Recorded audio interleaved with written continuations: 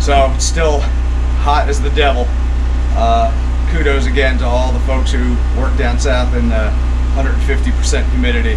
Don't know how you do it all day long. I had a couple of quick things I wanted to say before we got started today. We had a few people ask kind of what the deal was with the mill and, you know, the lumber that's always stacked behind us and, you know, everything that's in the yard. And originally when we got started, we had a bunch of demand for hardwood slabs, and so we cut a ton of hardwood with Granberg chainsaw mills. At one point we were cutting with a 48-inch Lucas mill. I mean, it's grueling, dirty, just, I mean, muscle tearing work, and we did it for years, just because it's what clients wanted.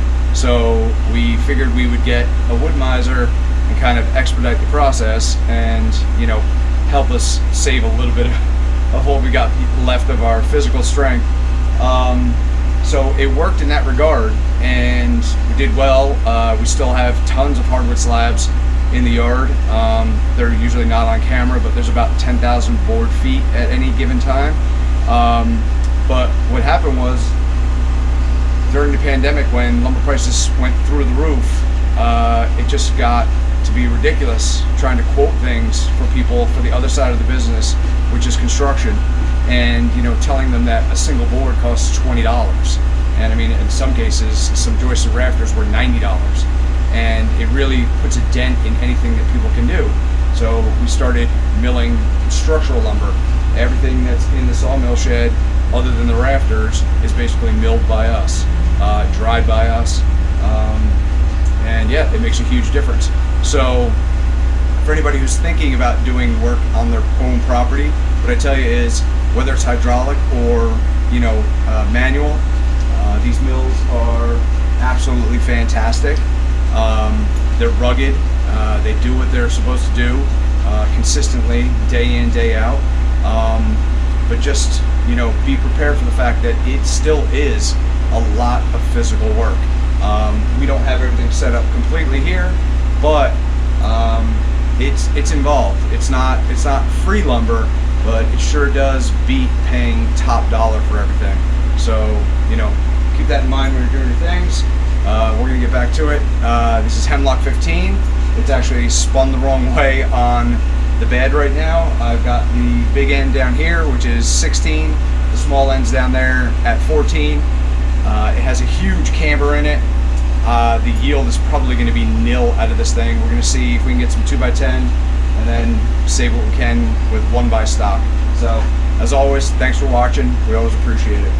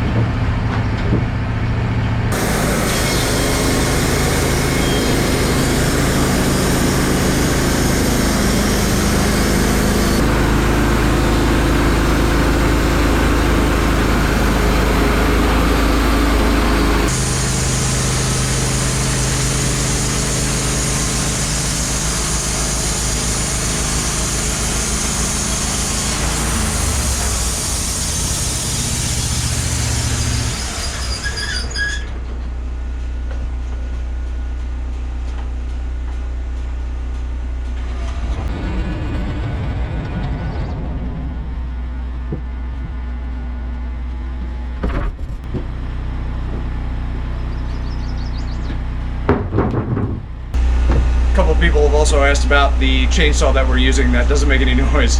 It's a Makita electric model, 2 batteries, rugged little thing, and quick, no pull, good to go, and she goes for a while. And by the way, not sponsored, just something we like using.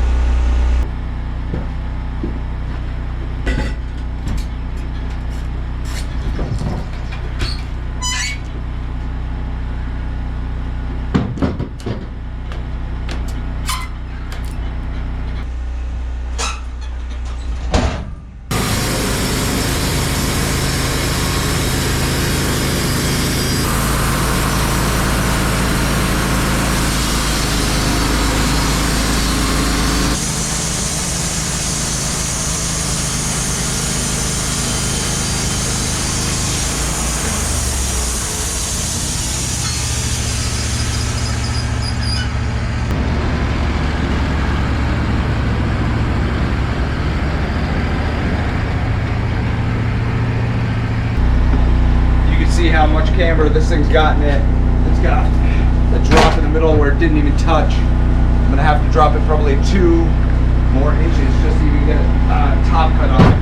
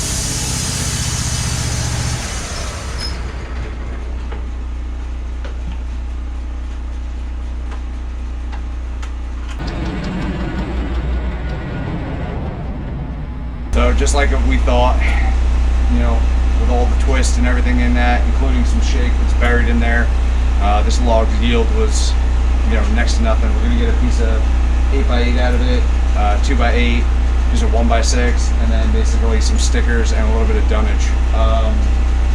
Sometimes the log swings your way, sometimes it doesn't, but nature of the beast. Just try not to waste it, because again, everything costs. As always, thanks for watching, greatly appreciated. Please don't forget to like and subscribe, it really helps us out, it doesn't cost you a thing. We'll see you on the next one. Hopefully wherever you are, you're nice and cool. See ya.